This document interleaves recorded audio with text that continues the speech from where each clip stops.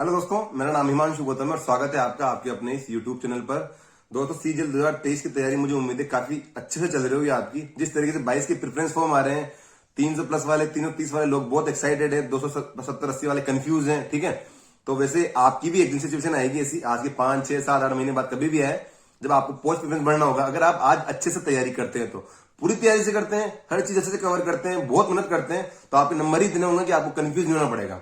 थोड़ी सी गलती करते हैं, लापरवाही करते हैं और थोड़ा ऐसे ही थोड़ा अपना टाइम खराब करते हैं, ठीक है, तो आपका स्कोर कम आएगा और आपको फिर कंफ्यूजन ना पड़ेगा। ठीक है, तो मैं आज का वीडियो बनाने का उद्देश्य था कि मैंने पहले बताया जीके की तैयारी कैसे करनी होती है, टॉपिक वाइज करनी होती है। ठीक है, और आपकी मेंस को लेकर खूब टाइम है, मिनिमम 5 महीने तो है। ठीक है, लगभग 6 अक्टूबर के बाद ही आपका मेंस होने वाला है, जैसा अब तक कैलेंडर में दिख रहा है। ठीक है, तो 5 महीने पूरे हैं आपके पास आज से। ठीक है, और जीके को टॉपिक वाइज डेली का एक एक दो टॉपिक भी खत्म करोगे ना आप, तो बहुत तगड़ी तैयारी हो जाएगी आपकी जीके की। ठीक है, मेंस के हिसाब से। ठीक है, तो मैंने आपको जीके के पहले 5 टॉपिक के 2 वीडियो बताए मैंने। ठीक है, कि जीके के कुछ टॉपिक ऐसे जहां से बार बार रिपीट क्वेश्चन आते हैं। ठीक है, क्वेश्चन आएंगे ही, सही कंफर्म है कि वहां से क्वेश्चन आते हैं हर बार। इस शिफ्ट में नहीं तो दूसरे वाले में आएंगे। ठीक है, तो उन शिफ्ट के वो जो टॉपिक्स वाले प्रीवियस ईयर में से मैंने उठा के आपको कुछ टॉपिक बताए थे मैंने पहले 2 वीडियोस में, जिनके लिंक भी मैंने डिस्क्रिप्शन में डाले हुए, देख लेना आप। ठीक है, आज तीसरे वीडियो में मैं 5 और टॉपिक आपको बताने वाला हूं। ठीक है, जो बार बार रिपीट होते हैं, बार बार आते हैं। ठीक है, और आगे भी जो मुझे मिलती रहेगी बताता रहूंगा मैं आपको। ठीक है,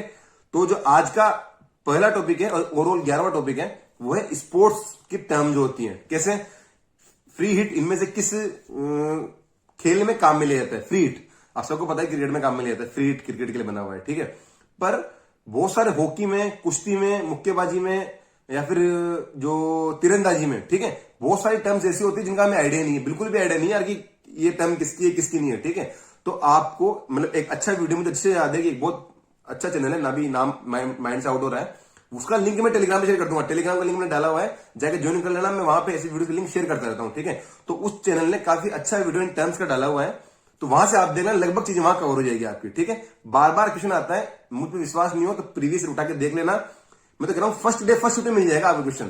तो 22 का प्री हुआ था ना, उसका फर्स्ट डे फर्स्ट शिफ्ट में आपको क्वेश्चन मिल जाएगा। ठीक है, तो अलग अलग केमिकल फॉर्मूलाज, कैसे मतलब खाने का सोडा, कपड़े धोने का सोडा, या नीला तोता, लाल तोता, सफेद तोता। ठीक है, इन पे बार बार क्वेश्चन आते हैं कि इनका फॉर्मूला क्या है। NaCl बुझा हुआ चूना, CaO बिना बुझा चूना, CaCl, CO इसका होल ट्वाइस। ठीक है, ऐसे अलग अलग सिंपल से फॉर्मूलाज है, 20-25 बार बार रिपीट होने वाले फॉर्मूलाज हैं, जो किस्मत सही रही तो आ जाएगा। ठीक है, नहीं रही तो कुछ और आएगा, जो आगे मैं टॉपिक बता रहा हूं आप लोगों को। ठीक है, पर अगर इनमें से जो मैं टॉपिक बता रहा हूं 2-4 टॉपिक मिल गए ना आपको, ठीक है, तो आपका स्कोर एक भी क्वेश्चन सही होता है ना मेंस में, तो सीधे 4 नंबर बढ़ेंगे आपके। जो एक तो आप जो गलत करने वाला और 3 जो मिलेंगे। ठीक है, 4 नंबर बहुत ज्यादा डिफरेंस क्रिएट करते हैं आपके। ठीक है, तो 2 टॉपिक मैंने बता दिए, एक तो मैंने बताया आपको स्पोर्ट्स के टर्म, और दूसरा मैंने बताया आपको केमिकल फॉर्मूलाज। ठीक है दोस्तों, तीसरा जो टॉपिक है और आज का, ठीक है, वो है फेस्टिवल। ठीक है, त्योहारों पे बार बार क्वेश्चन आता है, त्योहारों पे क्वेश्चन आप कैसे आने लगे। ठीक है, पहले तो ईस्ट वाले जो 7 है ना, 7 सिस्टर्स है, जो मणिपुर, आसाम, नागालैंड, मिजोरम, ये जो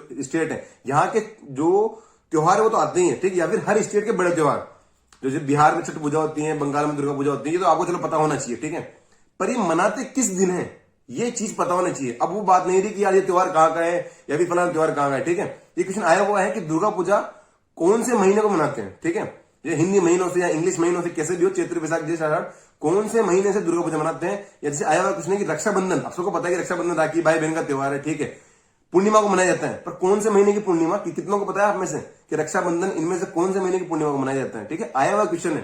ठीक है, तो त्योहार डेप्थ में नहीं जाना कि भयंकर बहुत छोटे छोटे त्योहार याद कर रहे हो आप। ठीक है, जो कश्मीर के किसी गांव में मनाया जाता है ना, कोई छोटा त्योहार नहीं, इतने छोटे त्योहार नहीं, ऊपर ऊपर त्योहार आपको याद करने हैं, पर किस दिन मनाया जाता है हिंदी या इंग्लिश महीनों में, वो चीज इंपॉर्टेंट है। ठीक है, तो त्योहार आपका होगा 3 टॉपिक।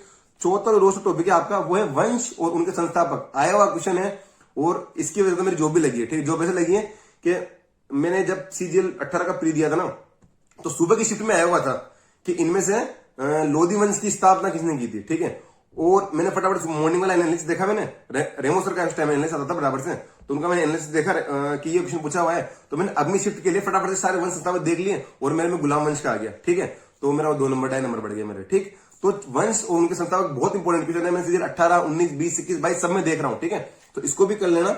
आखिरी टॉपिक दोस्तों आज का, वो है डेज एंड थीम। अब ये टॉपिक क्या है, बड़ा लगता है दिखने में, तो बहुत बड़ा टॉपिक है। एक बताओ, अगर आप आज इस वीक, एक वीक में 1 जनवरी से 7 जनवरी जितने भी डेज हैं, 5 मिनट लगते हैं देखने में लिखने में, ठीक है। अभी लिख लिया आपने, फिर कल 7 से 14 नवंबर लिख लिया आपने, तो 50 दिन में आप सारा डेज एंड थीम लिख लोगे। बात रही याद करने की, तो इंपॉर्टेंट कुछ 25 से 30 है। एक वीडियो मैंने देखा हुआ है, वो मैं शेयर कर दूंगा अपने टेलीग्राम पे, ठीक है। वहां 25 से 30 इंपॉर्टेंट डेज हैं। अर्थ डे है या वाटर डे है, बुक्स डे है और भी इन्वायरमेंट डे है, ठीक है।